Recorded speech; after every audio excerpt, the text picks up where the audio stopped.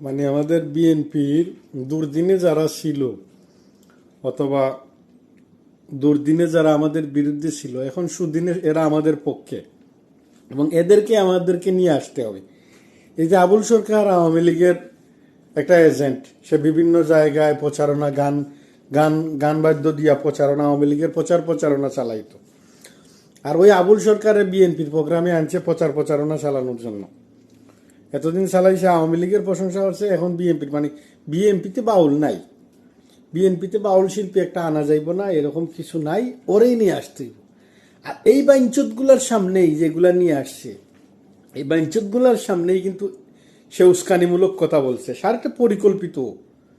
সে উস্কানিমূলক কথা বলছে যাতে বিএনপি বাধা দিব না জানে, সে এর জন্য বলছে। কিন্তু অন্যান্য লোকজন যখন দেখবে এটা নিয়ে বাধা দিবে, তখন বিশৃঙ্খলা তৈরি হবে, তখন দেশের মধ্যে একটা গন্ডগোল। বাউল, কারণ বাউলদেরকে দেখো সর্বোচ্চ স্থান, মানে প্রাধান্য দিয়া এই দেশে লালন পালন করছে শেখ হাসিনা।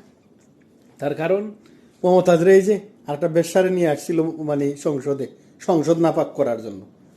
মানে এদেরকে কিভাবে গুছায় রাখছে আগ থেকে, ওরা আওয়ামী লীগ ছাড়া বুঝতো না এই 15-17 বছর। এখন বিএনপির ওই নিয়ে আসছে আবুল সরকার একটা আওয়ামী লীগের ছেলারে নিয়ে এসে প্রোগ্রাম করাই এখন দেশের মধ্যে সমস্যা তৈরি। মানে এই যখন এই সাধারণ মুসলিম, আমরা যারা মুসলিম আছি, আল্লাহ বিশ্বাসী, এরা যখন দেখছে যে এটা কি হচ্ছে বা কি হইতেছে, এটা নিয়ে প্রতিবাদ করতেছে, এটা তো সরাসরি আল্লাহ তাআলাকে অবমাননা করা হইতেছে। যেখানে শহীদ প্রেসিডেন্ট জিয়াউর রহমানের নাম নিলে আমরা শহীদ প্রেসিডেন্ট জিয়াউর রহমান বলে সম্বোধন করে, এরপরে মানে নম্রতা ভদ্রতার সাথে নাম নেই আমাদের নেতা হিসাবে, আর যিনি আমাদেরকে বানাইছেন ওনার কথা গুয়া আর মুখ এই ধরনের খারাপ যখন কথা বলবে, তখন তো পৃথিবীর আর কোনো কাউরে গোনার টাইম নেই। মাথা গরম হয়ে যাবে। সাধারণ আমাদের দুনিয়ার একজন মানুষ, আমাদের মতো মানুষ, যারে আমরা মনে করি দলীয় নেতা বা দলের নেতা হিসাবে, কতটুকু প্রাধান্য দিই, আর আল্লাহর বিরুদ্ধে বলতেছি আমরা কতটুকু প্রাধান্য দিব, এই জ্ঞান তো স্বাভাবিক থাকা উচিত। যাই হোক, অন্য কথা আসি। বিএনপির এই প্রোগ্রাম থেকে এই ঘটনার পরে কেউ কিন্তু দোষারোপ করে নাই, কিন্তু বিষয়টা হইল মির্জা ফখরুল সাহেব, উনার বিবৃতি দিতে হইব কেন যে বাউলদের প্রতি যারা এই করছে, আক্রমণ করছে, তাই তীব্র নিন্দা জানাইতেছেন, এবং এরা উগ্র ধর্মপন্থী। আরে আল্লাহরে নিয়ে কথা বলছে, এরা উগ্র কিসের ধর্মপন্থী? নাস্তিকের বাচ্চা। তো বিষয়টা হইল এই যে মির্জা ফখরুল একটা ইন্টারন্যাশনাল আওয়ামী লীগের দালাল, সে জানে এখানে একটা কথা হয়েছে, আমরা যদি বিএনপি থেকে সাপোর্ট করি তাহলে বাউলরা বলবে যে বিএনপি আমাদের সাথে আছে, নামে মাঠে। এখন মাঠে নামতেছে, 2-1 দিনের ভিতরে যদি আন্দোলন শুরু হয়ে যায় তাহলে ধর্মীয়ভাবে কি বাউল এবং মুসলিমরা আন্দোলন করবে। এখন একে অন্যের প্রতি দেশের মধ্যে উশৃঙ্খলা তৈরি হবে, ইলেকশন শেষ। এটা মির্জা ফখরুল ওই যে 15 বছর দালালি করে আসছে, এই দালালির রেজাল্ট দিছে এটা।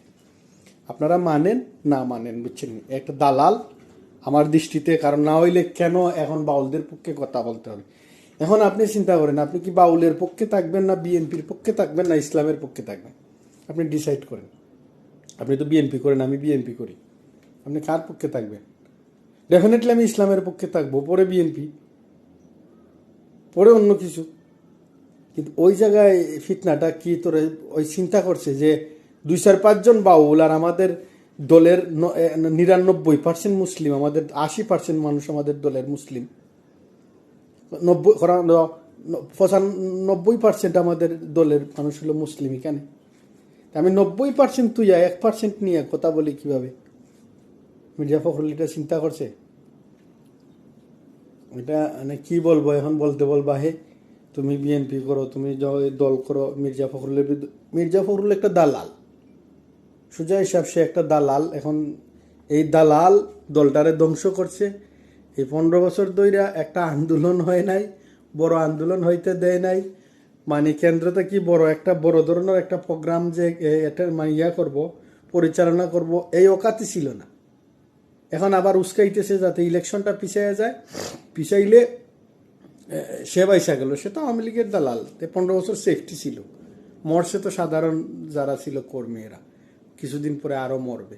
এর জন্য বিএনপির সমস্ত নেতাকর্মীদেরকে বলবো, ওই যেগুলা আবুল সরকারের পক্ষে কথা বলতেছে এদেরকে বয়কট করেন। ইসলাম বড়, কিসের বিএনপি, কিসের আওয়ামী লীগ, কিসের জামাত, কিসের জমিয়ত, আগে ইসলাম পরে অন্য কিছু। আর সাবধান করে দিই মির্জা ফখরুল ইসলাম রে, আগে আমরা যারা রাজনীতি করি, বিএনপির রাজনীতি করি, ছাত্রদল যুবদল করি, প্রত্যেকটা ছেলে মুসলিম। তুমি নাস্তিকের বাচ্চা যাই হোক কিন্তু আমরা মুসলিম, এটা মনে রাখো। তুমি নেতা হইলো যে তোমারে মানতে হইব এমন কোনো কথা না।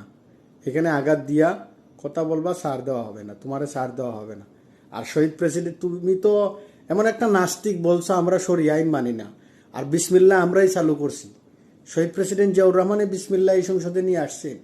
এখন ইসলামের যে মূল্যবোধটা এই সংসদে নিয়ে আসছেন শহীদ প্রেসিডেন্ট জিয়াউর রহমানে নিয়ে আসছেন, আর তুমি বলছো আমরা শরিয়া আইন মানি না।